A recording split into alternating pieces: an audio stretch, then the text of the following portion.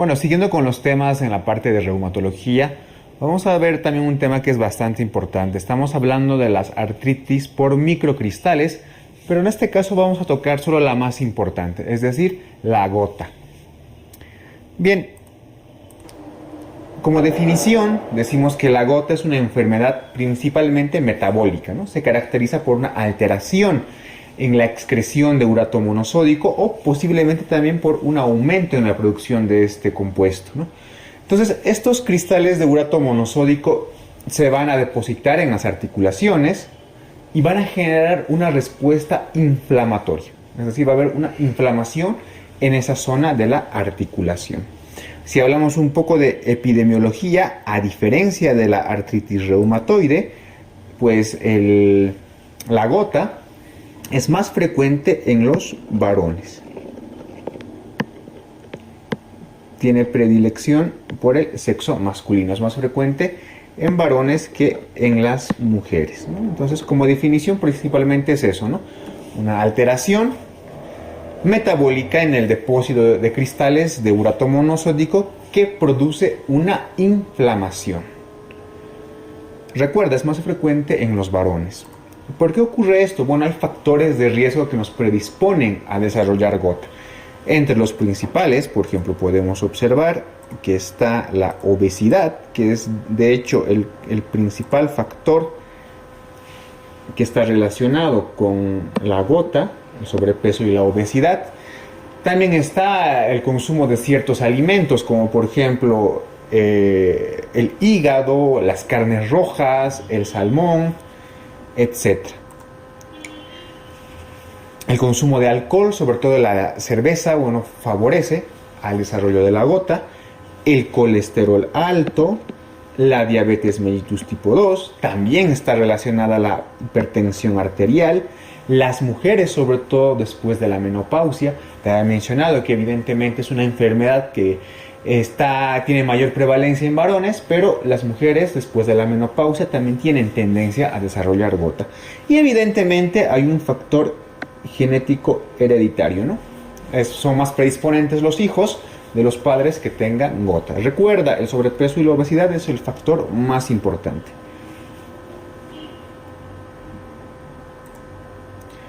Bien, si hablamos de hiperuricemia propiamente, estamos hablando de un concepto bioquímico. La hiperuricemia propiamente se define como la concentración plasmática de urato mayor a 7 miligramos, ¿sí? La hiperuricemia es la concentración plasmática de urato mayor a 7 miligramos decilitro. ¿Cuáles son las causas de esta hiperuricemia? Porque la hiperuricemia nos va a llevar evidentemente a desarrollar gota o artritis gotosa. Miren, dentro de las causas de hiperuricemia tenemos dos causas principalmente. La primera, la hiperuricemia por aumento en la síntesis de ácido úrico, que es muy poco frecuente. Y la segunda, que evidentemente es la más frecuente, es la hiperuricemia por defectos en la eliminación renal de ácido úrico. Representa cerca del 90% del total de causas. Hablando un poco pues, de la hiperuricemia por aumento en la síntesis de ácido úrico. Bueno, pues tenemos en primer lugar los defectos enzimáticos, los cuales los más frecuentes, por ejemplo, hay un aumento de la actividad de la 5-fosforibosil sintetasa o la ausencia parcial o total de la enzima hipoguanina fosforibosil transferasa, ¿no? Son defectos enzimáticos que aumentan la síntesis del ácido úrico. También se puede deber al aumento del catabolismo de las purinas, porque recuerda que el ácido úrico es el producto final de degradación de los ácidos, de las purinas y de las pirimidinas. Es decir, los ácidos nucleicos que tenemos, como el ADN y el ARN, pues también sufren un proceso metabólico de degradación. Y el ácido úrico, por ejemplo, es uno de esos productos finales de su degradación. Volviendo a las causas, te había indicado que el aumento del catabolismo de las purinas, como por ejemplo en enfermedades mieloproliferativas, linfoproliferativas, como los linfomas, leucemias, etc., ¿no? el mieloma múltiple, la psoriasis, ¿no? Enfermedades donde hay un recambio celular bastante rápido y extenso, ¿no? En estos casos también puedes observar una hiperuricemia. Lo que más nos interesa, las causas más frecuentes de hiperuricemia, las que son alrededor del 90%, son defectos en la eliminación renal del ácido úrico. ¿Cuáles son estos? Disminución del filtrado glomerular, por ejemplo, en la enfermedad renal crónica.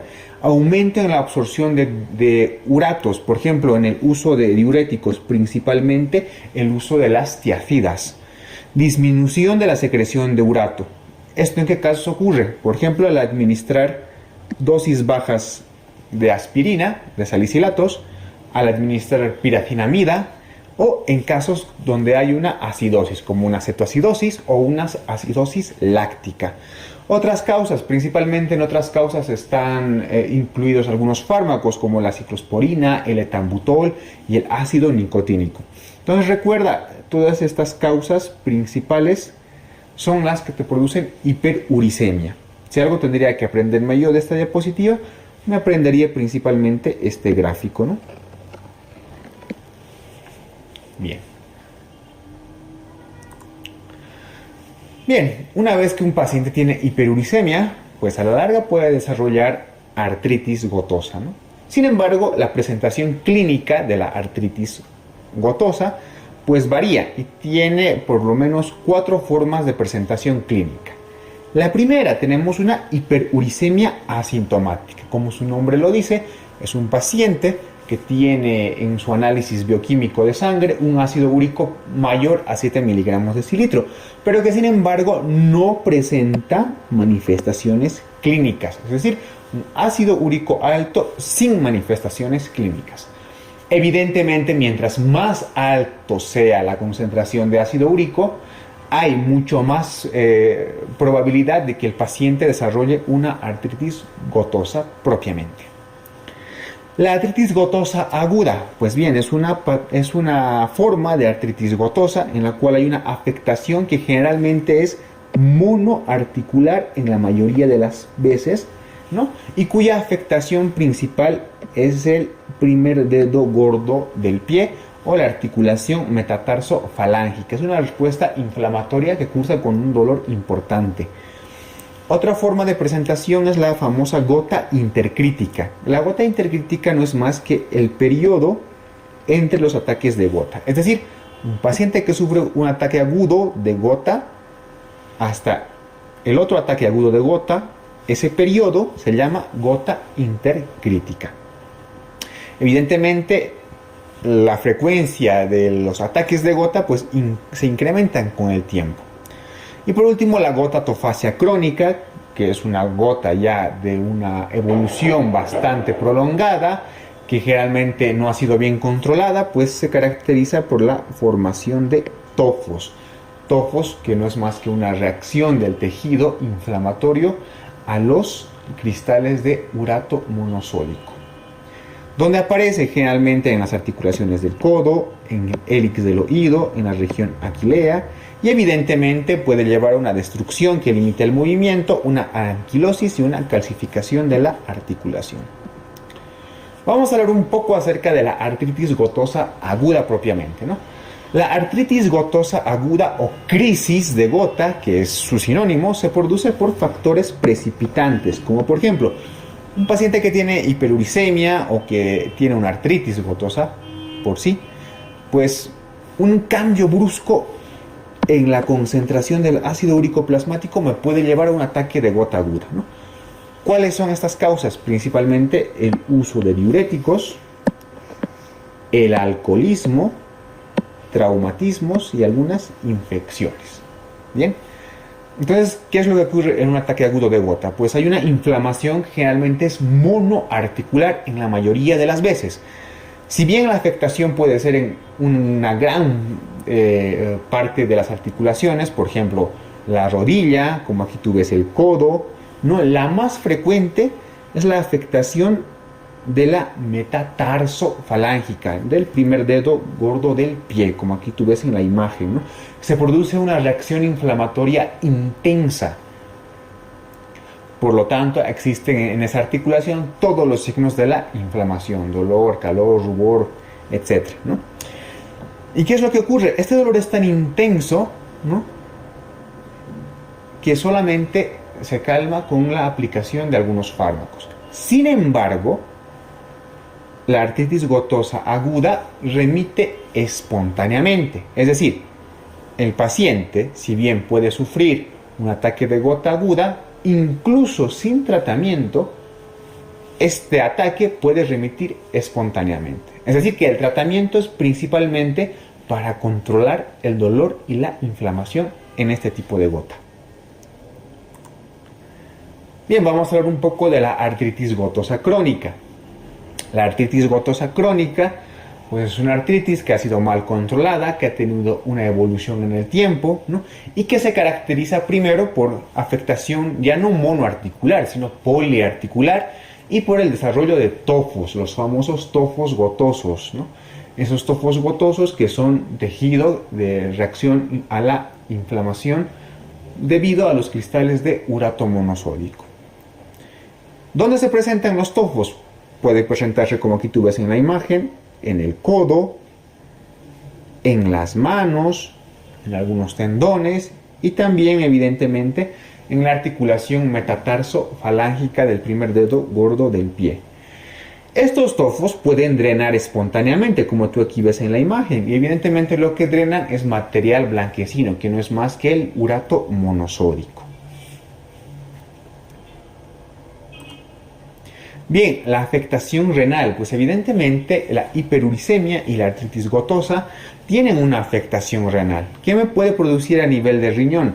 Evidentemente aumenta el riesgo de nefrolitiasis o cálculos renales por ácido úrico. También me puede producir una nefropatía por ácido úrico. Esta nefropatía por ácido úrico se caracteriza por ser un fracaso renal agudo, pero de tipo parenquimatoso. ¿Por qué? Pasa que el ácido úrico precipita en los túbulos renales y de esa forma disminuye la tasa de filtración glomerular, produciéndome un fracaso renal agudo, pero de tipo parenquimatoso. Por último, la nefropatía por urato, que es muy poco frecuente debido a que se realiza el tratamiento de forma adecuada actualmente a los pacientes. La nefropatía por urato es una enfermedad renal crónica que se debe a una nefropatía de tipo intersticial. ¿Qué quiere decir?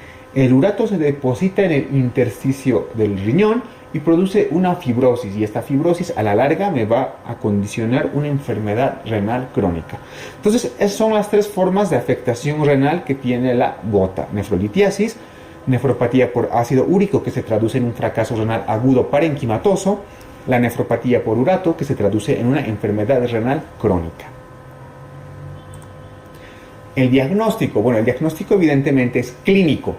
Ante un primer ataque monoarticular, hay que sospechar siempre de una gota o una artritis por gota, ¿sí? ¿Qué es lo que vamos a encontrar en el laboratorio? Pues vamos a encontrar elevación de la BCG y de la PCR, seguramente leucocitosis, evidentemente hiperuricemia en la mayoría de los casos, ¿no? Y si analizamos una muestra de líquido articular, pues podemos ver esto, lo que ven aquí ustedes en la imagen: cristales de urato monosódico, cuya característica principal es que tienen la forma de aguja, ¿no? Tienen una forma de aguja, como ven ustedes. Entonces, en determinadas células, sobre todo los macrófagos, pueden ver en algunas veces un macrófago, y dentro del macrófago algunos cristales de urato monosódico, es decir, esas formaciones de aguja.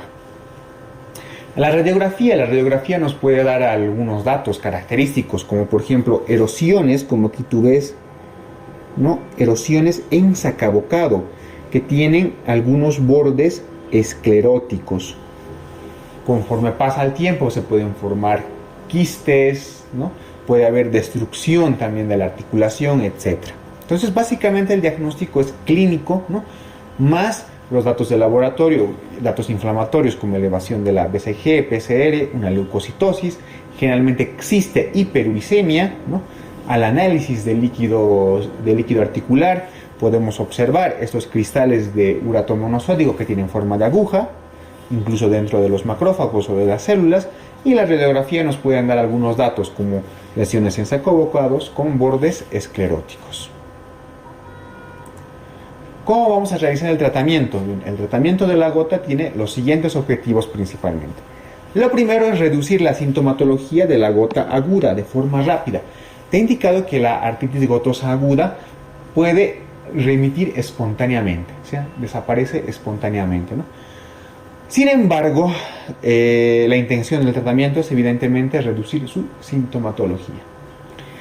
Luego, evidentemente, otro objetivo del tratamiento es prevenir los ataques o las recurrencias de la gota aguda y por último, prevenir las complicaciones de la artritis gotosa crónica, es decir, evitar que se formen los tojos gotosos, ¿no? Bien, la hiperuricemia sintomática en general no está indicada el tratamiento, ¿no? Esa hiperuricemia que tiene más de 7 miligramos de decilitro, pero que no presenta sintomatología, por lo general no se trata. Sí que se debe hacer énfasis en corregir los factores de riesgo, como por ejemplo la obesidad, la hipertensión arterial, la dislipidemia y la diabetes mellitus. Bien, la artritis gotosa aguda. Bueno, aquí sí que vamos a realizar un tratamiento, pero ¿cómo vamos a realizar el tratamiento? Lo principal, los fármacos de elección son los AINES y la colchicina. Dentro de los AINES, principalmente la indometacina. No podemos usar cualquier AINE, ya sea diclofenaco, ibuprofeno, pero el más indicado, evidentemente, indometacina. ¿Cuál es el efecto de los AINES? Evidentemente, reducir la inflamación y de esa manera reducimos el dolor, que es lo principal, la causa principal por la que va a venir a emergencias o a consulta el paciente. ¿Qué más tenemos que realizar? A ver, si hay algún caso en el que los AINES o la colchicina estén contraindicados, se puede administrar corticoides, ¿no? Y en algunos casos es muy útil la inyección intraarticular de los corticoides. Recuerda, los corticoides solamente los vamos a utilizar solo si es que los AINES o la colchicina están contraindicados. Y esto es importante, lo siguiente que te voy a recalcar. Frente a un ataque agudo de gota, no se debe modificar las concentraciones de ácido úrico. Es decir, no debes administrar allopurinol a no ser que el paciente ya esté tomando. ¿A qué me refiero con esto? En un ataque agudo de gota, no se debe modificar las concentraciones de ácido úrico. Lo que quiere decir que a un paciente que no estaba tomando allopurinol, no le debo administrar allopurinol, está contraindicado. A un paciente que sí tomaba allopurinol, pues le tengo que seguir manteniendo la misma dosis. A eso se refiere con no modificar las concentraciones plasmáticas de ácido úrico. Y por último, dentro de las medidas generales, pues evidentemente en una crisis aguda de gota, el paciente tiene que estar en reposo y se debe administrar frío local a la articulación afectada. Y bien, por último, el tratamiento de la artritis gotosa crónica. Bueno, el tratamiento de la artritis gotosa crónica debe iniciarse entre 2 a 3 semanas después del ataque de gota aguda. Es decir, no vas a iniciar un tratamiento inmediatamente. El tratamiento de la artritis gotosa crónica se inicia 2 a 3 semanas después de un ataque agudo de gota. ¿Y cuáles son los objetivos? Uno de los principales, mantener un ácido úrico debajo de los 6 miligramos decilitro. ¿Y cómo lo vamos a lograr? Primero, medidas higiénico-dietéticas, como por ejemplo, una dieta saludable, un menor consumo de carne roja y disminuir el consumo de alcohol, sobre todo cerveza. Y la administración, lo más importante, de fármacos hipouricemiantes, en los cuales tenemos los principales y los que tienes que acordarte, inhibidores de la xantina oxidasa, como el allopurinol y el febuxostat. Y también tenemos otros hipouricemiantes de menor uso, como los uricosúricos y como las uricasas. Bien, esto es lo más importante respecto de la artritis gotosa.